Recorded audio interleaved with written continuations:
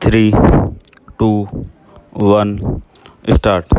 सारी दुनिया को कोरोना के खिलाफ युद्ध में उलझा कर चीन अपने विस्तारवादी मंसूबों को पूरा करने में जुटा है।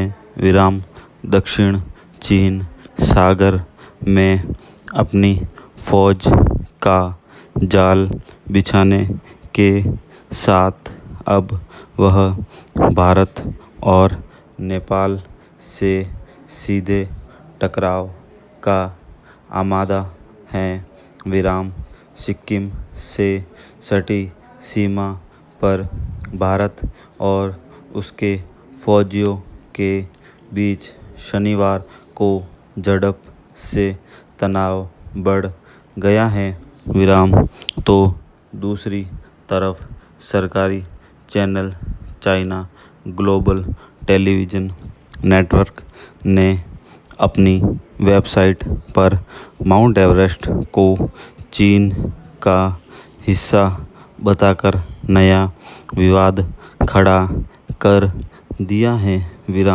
सीमा विवाद के समाधान के लिए चीन और नेपाल के बीच 1960 में हुए समझौते के मुताबिक माउंट एवरेस्ट के दक्षिणी हिस्से पर नेपाल और उत्तरी हिस्से पर स्वायत्त क्षेत्र तिब्बत के अधिकार की बात कही गई थी। तिब्बत पर चीन अपना अधिकार जताता रहा है, लेकिन पूरे एवरेस्ट को अपना हिस्सा बताने से लगता है कि इस क्षेत्र को लेकर भी वह कोई अलग खिचड़ी पका रहा है। सिक्किम की सीमा पर उसकी फौज की हलचल तो काफ़ी समय से चल रही है। 3 साल पहले वहाँ तनाव इतना बढ़ गया था कि भारत के शीर्ष फौजी अफसरों को मोर्चा संभालने भेजना पड़ा था। चीन सामरिक दृष्टि से अहम माने जाने वाले चुंबी घाटी इलाके में सड़क बना चुका है, जो भारत के सिलीगुड़ी कॉरिडोर से सिर्फ 5 किलोमीटर दूर है। यह कॉरिडोर भारत के उत्तर पूर्वी राज्यों से जोड़ता है। भारत और चीन के बीच सिक्किम सीमा पर दोनों देशों की फौज में टकराव होता रहता है। 3 साल पहले चीन के वुहान शहर में वहाँ के राष्ट्रपति शी जिनपिंग और भारत के प्रधानमंत्री नरेंद्र मोदी ने चीन बैठक में फैसला किया गया था कि दोनों देश विवादों को आपसी बातचीत से सुलझाएंगे। सिक्किम में ताज़ा झड़प इस फैसले का उल्लंघन है।